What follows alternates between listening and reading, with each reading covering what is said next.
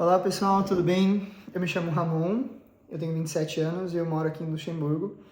Vai fazer uns 2 meses e alguns dias. Bom, hoje eu vim aqui compartilhar nesse vídeo bem disruptivo, sem muita edição, de como foi a minha imigração, a minha entrada de fato no espaço Schengen, para você também se preparar caso você tenha essa vontade, esse planejamento de mudar de país. E bom, começando pela minha escolha, eu entrei pela Alemanha, e a gente pegou um trem da Alemanha até Luxemburgo, que é um dos menores países aqui na Europa, e talvez essa não tenha sido a melhor escolha, então por isso eu vim aqui contar a minha experiência. Em 2025, eu vim para cá 3 vezes. Uma em março, tava um pouco frio ainda, fora da rota turística, então foi uma entrada bem rápida por Frankfurt também, conheci alguns lugares da Alemanha e tudo mais, e voltei. Foi uma viagem de uns 7 dias, para a gente fazer os documentos de Luxemburgo e tudo mais. Em agosto foi uma viagem de férias no alto do verão, talvez no final do verão, então eram férias escolares, e eu entrei por Lisboa, em Portugal, e foi o caos. Foram 4 horas de fila, então realmente assim, vários países, colonizações portuguesas têm entrada direta por Portugal, então por isso tinha muita gente. E aí, de fato, a gente tinha que escolher um voo, um lugar para entrar, e a gente realmente não queria Portugal, podia ser Paris, podia ser Roma, Madrid, alguma outra porta, que geralmente as companhias aéreas têm aqui para a Europa. E a gente teve uma experiência muito boa por Frankfurt e também era de umas passagens mais baratas. Se eu não me engano, a mais barata era por Londres, mas como não faz parte da União Europeia, e também a imigração lá é um pouco mais acirrada, a gente pensou, não, então vamos pelo que a gente já conhece. O meu parceiro já estava com os documentos dele de Luxemburgo, então os meus dados estavam também no documento dele, o que facilitava e mostrava que realmente eu tinha direito de acompanhar ele, de vir sozinho não, mas de acompanhar ele e ficar o tempo que precisasse ali até eu dar entrada na minha residência. Que de fato eu só posso dar entrada na residência quando eu tiver um endereço aqui. E eu vou contar isso para vocês no final. Então, a gente saiu do avião e a polícia já estava na porta e a aeromoça avisou: fiquem com os passaportes em mãos.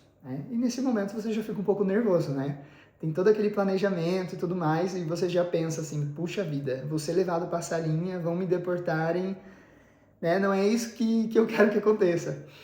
E bom, foi super tranquilo, eles nem olharam o passaporte do D, pegaram assim, viram que era da União Europeia, só passou direto. Já o meu, a moça abriu, deu uma folhada assim nas páginas, eu tinha alguns outros carimbos já. Ela olhou assim, olhou pra mim, me devolveu, foi super rápido. E a fila foi bem tranquila, porque novembro também já não era um período de férias nem nada, então a fila durou ali no máximo meia hora. E aí a gente chegou, tinham várias cabines assim, tinham mulheres, tinha pessoas mais novas e tinha um senhor. E a gente foi justo no senhor. Ele não tinha cara de simpático nem nada. Chegou e tal, a gente entregou os passaportes, e aí ele abriu do D primeiro, o europeu, confirmou ali, aí ele pegou o meu e começou a me fazer perguntas, só pra mim. Quanto tempo eu ia ficar, aonde que eu ia ficar, qual que era o objetivo da minha viagem, aquelas perguntas padrões mesmo para ele ver se você vai gaguejar, algo assim. E nesse momento, a primeira dica que eu dou para vocês é a postura, e a confiança. Então eu estava muito arrumado, no aeroporto de Guarulhos eu tinha tomado um banho na sala VIP, eu estava todo, com casacos na mão, porque no Brasil estava calor, mas aqui a gente ia pegar frio já.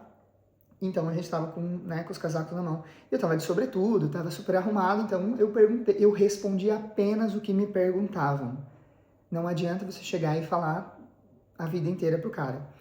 Eu disse que eu estava acompanhando ele, que a gente tinha um apartamento em Luxemburgo, alugado. Eu tinha um documento ali caso ele precisasse. Então ter um imóvel aqui já é um meio caminho andado. E que eu tinha uma reserva de volta, mas que eu ia acompanhar ele por uns 2 meses. E ele perguntou também quantas bagagens a gente tinha. E por sorte, eu registrei 3 malas despachadas no nome do D, e eu tinha uma só. E eu falei, eu tenho uma mala, ele tem 3, que eu vim acompanhar ele somente. E, gente, na mala tinha panela, tinha utensílio de cozinha, tinha de tudo, assim, realmente de tudo. E aí ele perguntou assim, e a sua volta? Eu falei, os meus dados estão no documento dele, mas eu tenho uma reserva para volta, né? E, gente, a minha reserva é uma dica para vocês, em último caso, tá? Eu tinha visto na internet que tem um site que emite uma reserva para você. Custa $16, mais ou menos. Coloca lá da onde você vai sair até onde você vai, no caso a volta, né? E eles emitem na hora, eles saem na hora o voo. E realmente eu emiti na sala VIP, lá em Guarulhos, que a gente ficou 4 horas. E ali eu peguei meu celular e coloquei no vidro e mostrei para ele. Só que a reserva era muito estranha, gente. Era com uma companhia aérea da Ásia e era um voo assim, era Luxemburgo, fazia uma conexão em algum lugar assim, próximo da Índia, e da Índia para São Paulo. Era assim, eu cometi esse erro, eu não olhei a reserva. Eu falei, tem uma reserva em último caso, vou fazer isso. Então, se vocês forem fazer isso, posso deixar o link aqui até no vídeo, né, de como você emite essa passagem, em último caso. E aí ele olhou e falou, ok. Aí ele me fez outra pergunta, qual que era o objetivo da viagem, né? Eu falei que estava acompanhando ele, que ia morar aqui e tal. E aí ele voltou de novo. Mas a sua reserva tá muito estranha, né? Eu falei assim, não, mas é só uma reserva. Eu falei com muita confiança, eu falei assim, mas é só uma reserva. Eu planejo até voltar antes. Aí, gente, eu falei isso com tanta firmeza que ele não perguntou mais, carimbou meu passaporte e me devolveu. E aí, ali, quando a gente passou, o Dê olhou pra mim e me deu um ralho, até falou assim, como que você não viu essa conexão, né, dessa reserva e tal? Foi, gente, foi. Aí, realmente, de fato, a gente chegou aqui, pegamos o trem, né, de Frankfurt para Luxemburgo, chegamos aqui 10, 11 da noite, fomos para o Airbnb, e como nós chegamos numa sexta, aí a gente já foi, de fato, né, na comuna, registrar a minha chegada. Então, eles emitiram a demanda da minha carta de séjour, que aí parava de contar aqueles 90 dias que você pode ficar no espaço Schengen como turista. E com aquele papel, até a minha identidade não vir, né, a minha carta de séjour, eu poderia ficar 6 meses, sem contar os 90 dias. Os 90 dias pararam de contar e, de fato, né, agora eu tenho a demanda de séjour, que até posso mostrar para vocês. Eu só não sei onde que ela tá. Eu ando com essa bolsinha aqui para todo lado. Tá aqui. Então eu ando com o passaporte e a demanda fica dobrada aqui no meio. Então, só para eu não expor, tem minha assinatura, tem a assinatura da pessoa da comuna, né? A comuna seria a prefeitura / cartório aqui da minha cidade.